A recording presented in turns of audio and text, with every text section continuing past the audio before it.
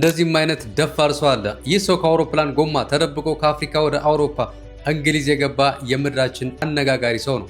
በ2015 ሁለት ወጣቶች በድብቅ ወደ ደቡብ አፍሪካ ጆሃንስበርግ አውሮፕላን ማረፊያ ይገባሉ። ወደ ለንደን ለመብረር የተዘጋጀ አውሮፕላን የጎማ ክፍል ውስጥም ተሸሸጉ። አውሮፕላኑ ልክ ወደ ሰማይ ሲመጥቅ ግን የሰው ልጅ ሊቋቋመው ወደማይችለው አስፈሪ አካባቢ ውስጥ ገቡ። አውሮፕላኑ ከፍ እያለ ሲሄድ ኦክሲጅን ከመደበኛው በ3 እጥፍ ያንሳል። ልክ በከፍተኛ ቦታ ላይ ፍሪጅ ውስጥ እንደመቀመጥ ማለት ነው። በዚህ ሁኔታ ውስጥ አንድ ሰው በደቂቃዎች ውስጥ ምናልባትም ራሱን ሊስት ይችላል። ነገር ግን እነዚህ ሁለት ወጣቶች ከጆሃንስበርግ ከ9000 ኪሎ ሜትር ርቀት በላይ ያለውን የ11 ሰዓት ጎማው ስር ሆነው ሊደርሱ ችለዋል። በጣም ይገርማል። ነገር ግን ትልቁ አደጋ የመጣባቸው ከዚህ ነው።